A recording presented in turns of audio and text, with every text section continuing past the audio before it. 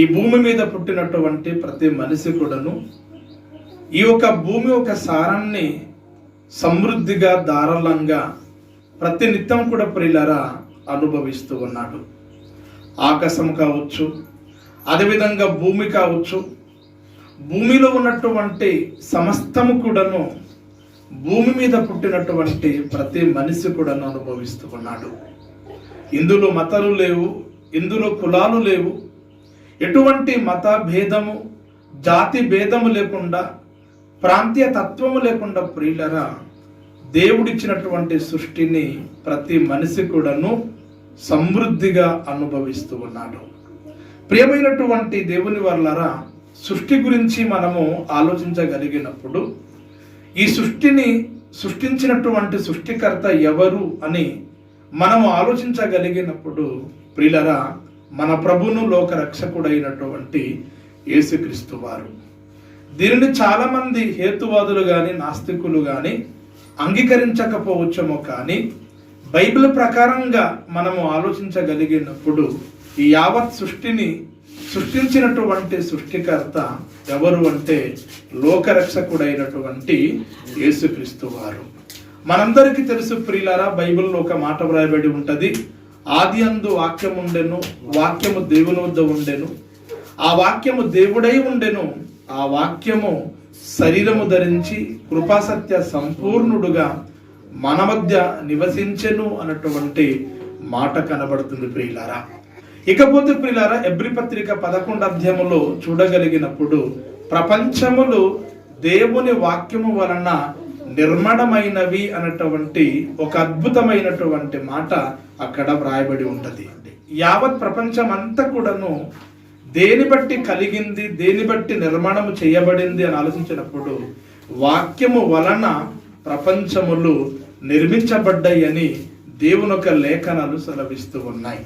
ఇంతకీ వాక్యము ఎవరు అని ఆలోచించినప్పుడు లోకరక్షకుడైనటువంటి యేసుక్రీస్తు వారు.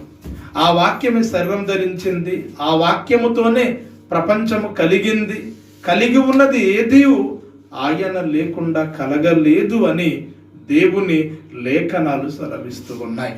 కనుక దీన్ని బట్టి మనకి ఏమర్థం అవుతుంది అంటే సృష్టిని కలుగజేసినటువంటి సృష్టికర్త ఈ లోకములో ఒక పేద కుటుంబములో పుట్టాడు. ఈ లోకములో ఒక వడ్రంగి కుటుంబములో యేసు ప్రభు వారు జన్మించడం జరిగింది.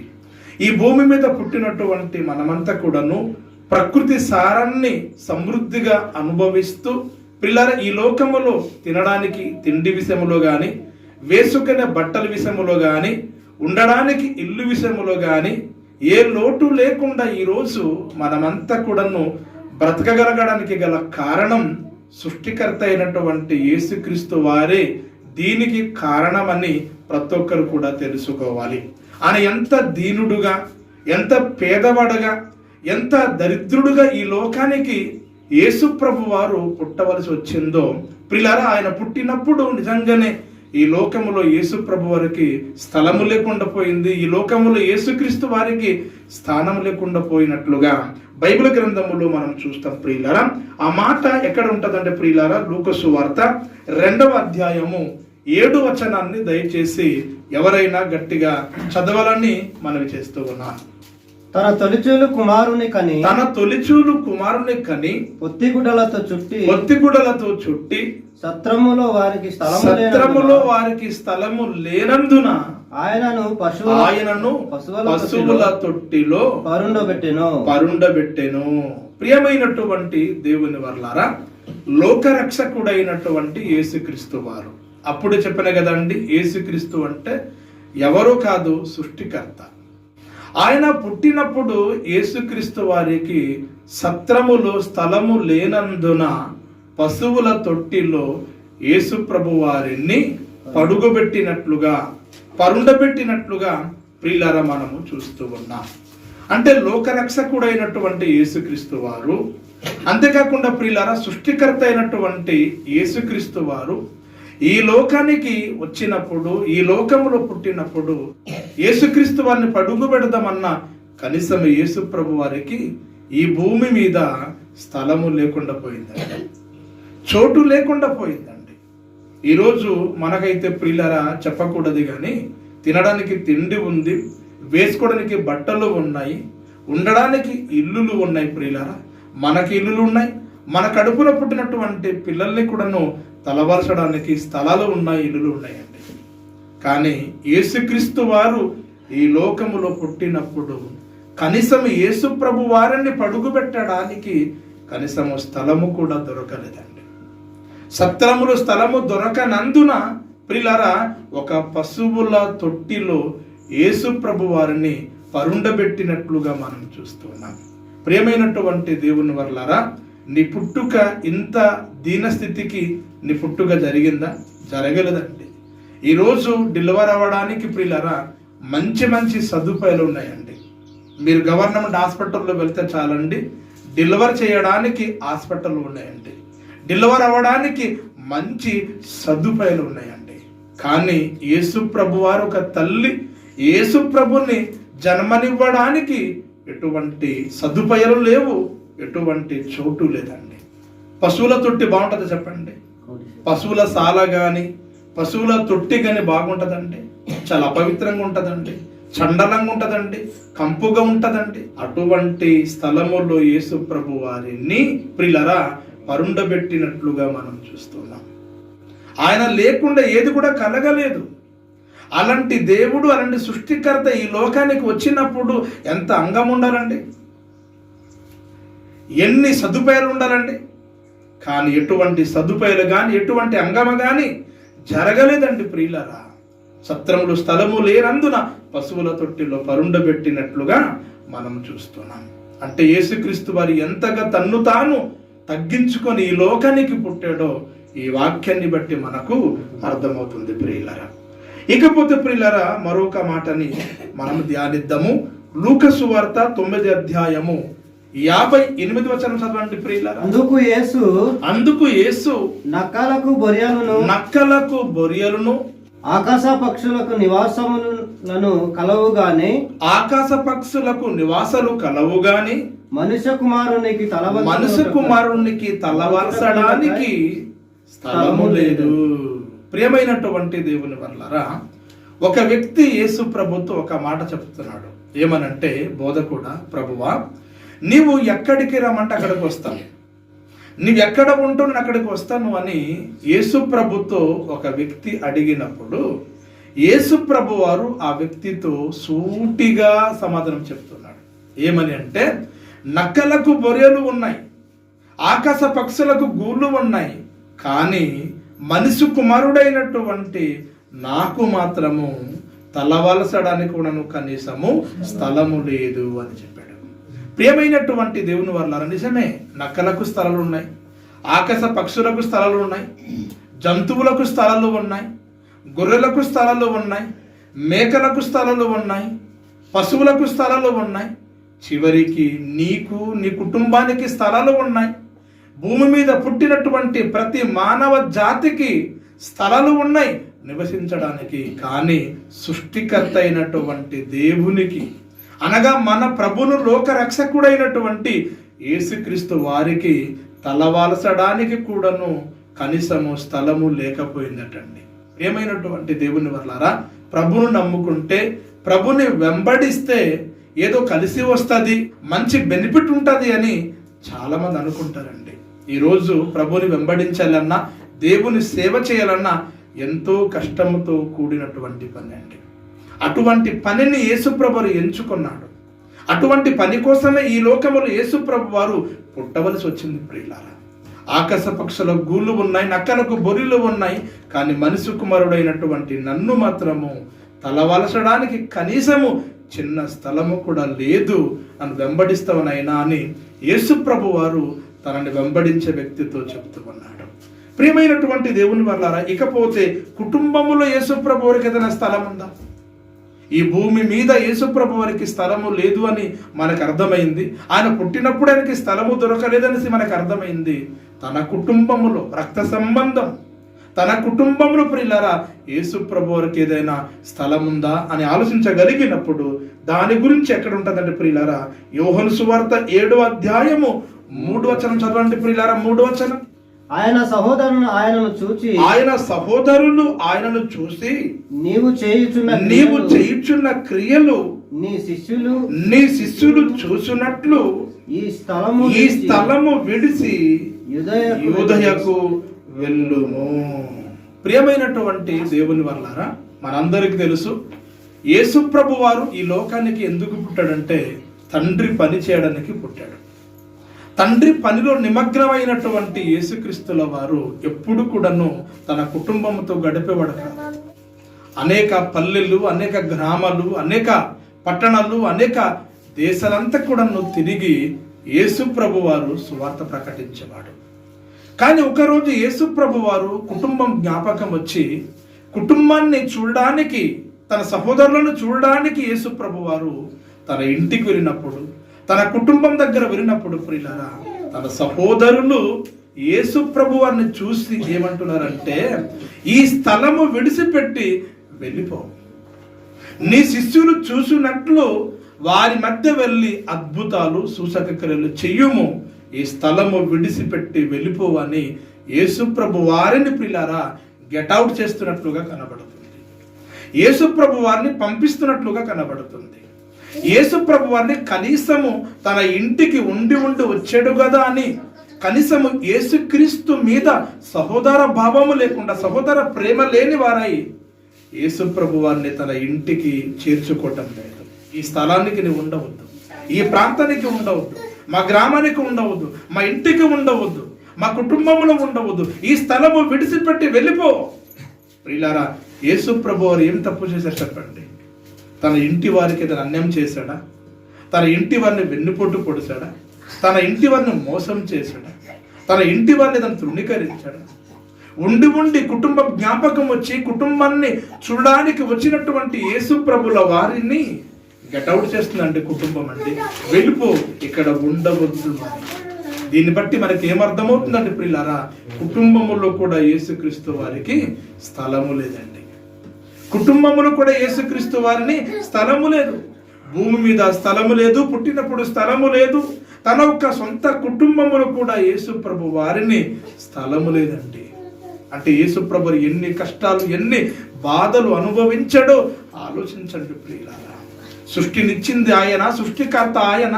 ఈ ప్రకృతి ఒడిలో, తల్లి ఒడిలో పెట్టినట్లుగా పెట్టి, ఏ లోటు లేకుండా, ఏ బాధ లేకుండా ప్రియులారా బ్రతకాలని, జీవించాలి అని ఆ సృష్టిని కలుగజేసి ఈ లోకానికి యేసుక్రీస్తు వారిని పంపిస్తే ప్రియులారా, ఈ లోకములో యేసుక్రీస్తు వారిని చోటు లేకుండా పోయింది. ఈ లోకములో యేసుక్రీస్తు వారిని స్థలము లేకుండా పోయింది ప్రియులారా. ఇకపోతే ప్రియులారా, సంఘములో దేవునికి స్థలం ఉందా? సంఘములో దేవునికి చోటు ఉందా అని ఆలోచించినప్పుడు దాని గురించి కూడా ఒక మాట బైబిల్ గ్రంథమందు వ్రాయబడింది, మీకు చూపిస్తాను. ప్రకటన గ్రంథము 3వ అధ్యాయము 20వ వచనం చదవండి ప్రియులారా. 20వ వచనం, ఇదిగో నేను తలుపు నొద్ద నిలుచుండి తలుపు తట్టుచున్నాను. ఎవడైనను నా స్వరము విని తలుపు తీసిన ఎడల నేను అతని వద్దకు వచ్చి అతనితో నేను అతడును నాతో భోజనము చేయుదుము. ప్రియమైనటువంటి దేవుని వల్లారా, మీరు జాగ్రత్తగా ఆలోచించగలిగినప్పుడు ఇక్కడ ఒక మాట వ్రాయబడింది, ఇదిగో నేను తలుపు నొద్ద నిలుచుండి తలుపు తట్టుచున్నాను అన్నటువంటి మాట కనబడుతుంది. అంటే ఈ వాక్యాన్ని బట్టి మనకేమర్థమవుతుంది? ఇంటి బయటకు యేసుక్రీస్తు వారు నిలబడి ఉన్నాడు.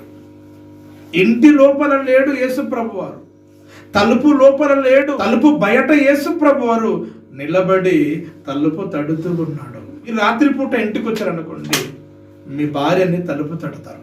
ఎందుకు? నీ భార్య, నీ పిల్లలు లోపల తలుపులు గడలు వేసుకొని పడుకొని ఉంటారు గనక, నువ్వు లేటుగా వస్తావు గనుక తలుపు తీయండి అని తలుపు తడతావు.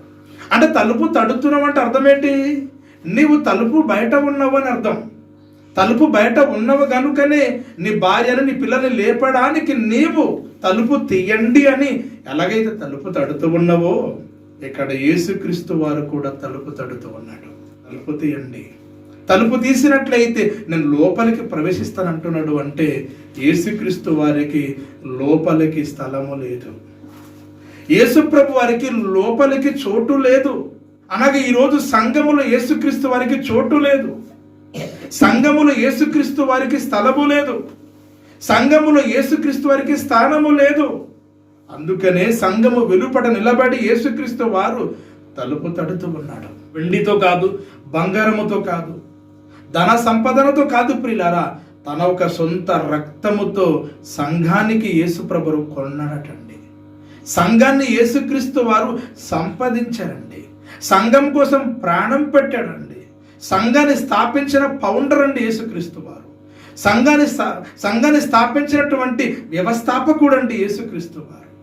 సంఘానికి యజమానుడు యేసుక్రీస్తు వారు. సంఘానికి ప్రధాన కాపరి యేసుక్రీస్తు వారండి. అటువంటి యేసుక్రీస్తు వారికి సంఘములో స్థలము లేదు. అటువంటి యేసుక్రీస్తు వారికి సంఘములో స్థానము లేదు. అటువంటి యేసుక్రీస్తు వారికి సంఘములో చోటు లేదు ప్రియులారా. యేసుప్రభువు బయటికి ఉన్నాడు.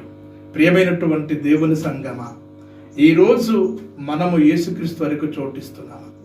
మీ దేహము దేవునికి ఆలయం అటండి. మరి దేహం అనబడిన ఆలయంలో ఈరోజు యేసుక్రీస్తు వారికి చోటు ఉందా? సంఘములో దేవునికి చోటు ఉందా? నీ ఆలయం అనబడినటువంటి దేహములో యేసుక్రీస్తు వారికి చోటు ఉందా? స్థలం ఉందా చెప్పండి? స్థలము లేదండి.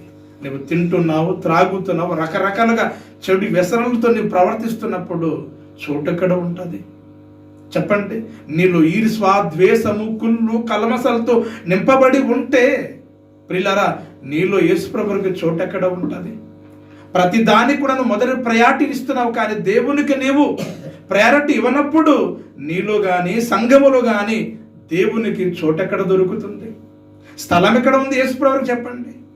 కానీ ఇవన్నీ కూడా మనం పక్కన పెట్టి క్రిస్మస్ పండగలు చేసుకుంటున్నాం, కొత్త బట్టలు వేసుకుంటున్నాం, ఆ రోజు కేక్ కటింగ్ చేసుకొని తింటున్నాము, ఆ రోజు క్రిస్మస్ ట్రీని అలంకరిస్తున్నాము, ఆ రోజు మంచి స్టార్ని చర్చి ముందు కడుతూ ఉన్నాము, ఆ రోజు మంచిగా చికెన్, బిర్యానీ, మటన్ అని వండుకొని తింటున్నాం. కానీ ఈరోజు మన సంఘములో కానీ మన హృదయములో కానీ యేసుక్రీస్తు వారికి చోటు ఉందా? గనుక దేవునికి చోటు ఇవ్వకుండా, దేవునికి స్థలము లేకుండా, దేవునికి చోటు ఇవ్వకుండా, దేవునికి స్థానం ఇవ్వకుండా మనం ఎన్ని పండగలు చేసినా, మనం ఎంత ప్రార్థన చేసినా, ఆ రోజు ఎంత కొత్త బట్టలు వేసుకున్నా దేవునికి సంతోషం ఉండదు అని ప్రతి ఒక్కరు కూడా తెలుసుకోవాలి. నిజంగానే యేసుక్రీస్తు వారిని చోటిస్తే, యేసుక్రీస్తు వారిని కానీ స్థలం ఇస్తే, నీ జీవితంలో కానీ యేసుక్రీస్తు వారికి మొదటి స్థానం ఇస్తే నీ జీవితం ఎలా ఉంటుందో ఒక మాట ప్రియులారా చెప్పదలుచుకుంటున్నాను.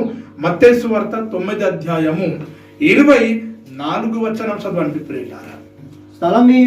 స్థలమివ్వుడి ఈ చిన్నది నిద్రించుచున్నదే గాని మరణించలేదు, అనగా చనిపోలేదు. ప్రియమైనటువంటి దేవుని వల్లరా, ఒక అధికారి కుమార్తె చనిపోయిందండి. ఒక అధికారి కుమార్తె చనిపోయినప్పుడు ఆ ఇంటికి ప్రియులారా జనాసమూహం కిక్కిరికిపోయి ఉంది. కనీసం వెళ్ళడానికి కూడా దారి లేదు, వెళ్ళడానికి కూడా చోటు లేదు. కనుక ఈలోగా యేసుక్రీస్తు వారు కూడాను అదే ఇంటికి వెళ్ళాడండి. యేసుక్రీస్తు వారు కూడా అదే ఇంటికి వెళ్ళాడు. అదే ఇంటికి వెళ్ళినప్పుడు ప్రియులారా జనసమూహం కిక్కిరికి ఉంది గనక యేసు ప్రభు వారు చెప్తున్నటువంటి మాటలటండి ప్రియులారా, స్థలమివ్వుడి, నాకు స్థలమివ్వుడి. ఈ చిన్నది నిద్రించుచున్నదే గాని చనిపోలేదు. ఈ చిన్నది నిద్రించుచున్నదే గాని చనిపోలేదు. ఎప్పుడైతే యేసుక్రీస్తు వారికి స్థలం ఇచ్చారో అప్పుడు మరణించినటువంటి చిన్నది తిరిగి లేచినట్లుగా దేవుని యొక్క లేఖనాలు సెలవిస్తూ ఉన్నాయి. ఎప్పుడైతే యేసుక్రీస్తు వారికి చోటు దొరికిందో, ఎప్పుడైతే యేసుక్రీస్తు వారికి స్థలం ఇచ్చారో అక్కడ ఏం జరిగింది అంటే అద్భుతం జరిగింది, అక్కడ మహత్కార్యం జరిగింది. ప్రియమైనటువంటి దేవుని వల్లరా, నీ జీవితంలో దేవుడు ఉంటే, నీ కుటుంబంలో దేవుడు ఉంటే, నీ సంఘములో దేవుడు ఉంటే, నీ హృదయములో దేవుడు ఉంటే, దేవునికి నువ్వు చోటిచ్చినట్లయితే, దేవునికి నువ్వు స్థలం ఇచ్చినట్లయితే నీ జీవితములో కూడా దేవుని గొప్ప కార్యములు నువ్వు చూడగలవు. నీ జీవితంలో కూడా దేవుని ఆశీర్వాదము చూడగలవు. నీ జీవితంలో కూడా దేవుని మేలులను చూడగలవు. నీ జీవితంలో కూడా దేవుని యొక్క ఉపకారములు చూడగలవు. నీ జీవితంలో దేవుని యొక్క గొప్ప గొప్ప కార్యములు నీవు చూసి ప్రతి నిత్యం కూడా నీవు దేవునిలో నీవు ఆనందించగలవండి. కానీ ఈరోజు సృష్టిని అనుభవిస్తున్నటువంటి నీవు ఆ సృష్టికర్తకు స్థలం ఇవ్వకుండా బ్రతుకుతున్నాయేమో. నీ హృదయములో చోటు లేదేమో, సంఘములో చోటు లేదేమో, నీ జీవితంలో చోటు లేదేమో. ఒకవేళ ఆ విధంగా ఉన్నట్లయితే మన జీవితంలో దేవుని కార్యాల్ని మనం చూడలేం, దేవుని అద్భుతాల్ని మన జీవితంలో చూడలేమండి. ప్రియమైనటువంటి దేవుని వర్లరా, యేసుక్రీస్తు వారు పుట్టినప్పుడు యేసుక్రీస్తు వారికి స్థలము దొరకలేదు. ఈ భూమి మీద తను బ్రతుకుతున్నటువంటి తన జీవిత కాలంలో యేసు ప్రభు వారికి స్థలము దొరకలేదు. నక్కలకు బొరియలు ఉన్నాయి, ఆకాశ పక్షుల గూలు ఉన్నాయి, కానీ మనుష్య కుమారుడు తలవలసడానికి కూడా కనీసము స్థలము లేదు అని చెప్పాడు. పోనీ తన కుటుంబంలో యేసుప్రభు వారికి స్థలము దొరికిందంటే కుటుంబంలో కూడా యేసుప్రభు వారికి స్థలము దొరకలేదు. ఈ స్థలము విడిచిపెట్టి యూదయ ప్రాంతానికి వెళ్ళి నీ శిష్యులు చూసినట్లుగా అద్భుతాలు మహత్కారాలు చేయని కుటుంబం యేసుప్రభు వారిని గెటౌట్ చేసిందండి. పోనీ సంఘములు యేసుప్రభు వారికి స్థలం ఉందంటే సంఘములు కూడా యేసుప్రభు వారికి స్థలము లేదు. ఇదిగో నేను తలుపు నొద్ద నిలుచుండి తట్టుచున్నాను, ఎవడైనా తలుపు తీస్తాను లోపలికి ప్రవేశించాలనుకుంటున్నాడు యేసుక్రీస్తు వారు. ఇదిగో నేను తలుపు నొద్ద నిలుచుండి తట్టుచున్నాను, ఎవడైనా మీలో తలుపు తీసినట్లయితే నేను సంఘానికి ప్రవేశించాలనుకుంటున్నాను, నేను మీతో పాటు కలిసి భోజనం చేయాలనుకుంటున్నాను, మీతో పాటు నేను కలిసి సహవాసము చేయాలనుకుంటున్నాను అని యేసుక్రీస్తు వారు వెలుపట నిలబడి తలుపు తడుతూ ఉంటే, ప్రియులారా, యేసుప్రభుని లోపల ఆహ్వానించకుండా నీ కుటుంబంతో నీవు జర్జగా మస్తుగా తిని హ్యాపీగా బ్రతుకుతున్నావు. చక్కగా క్రిస్మస్ అంటున్నావు, మరి క్రిస్మస్ బట్టలు అంటున్నావు, క్రిస్మస్ ట్రీ అంటున్నావు, ఈ విధంగా పండగ సందలో తేలిపోతున్నావు. కానీ ప్రియులారా, ఆ క్రిస్మస్ యేసుక్రీస్తు వారు ఉన్నారా? నీ కుటుంబంలో యేసుక్రీస్తు వారు ఉన్నారా? నీ సంఘములో యేసుక్రీస్తు వారు ఉన్నారా? నీ వ్యక్తిగత జీవితంలో యేసుక్రీస్తు ఉన్నారా లేదా అన్నటువంటిది ఆలోచించకుండా మనం ఎన్ని పండగలు చేసినా దాని వలన ఒరిగేది లేదు. నిజమైనటువంటి క్రిస్మస్ దేవునికి చోటు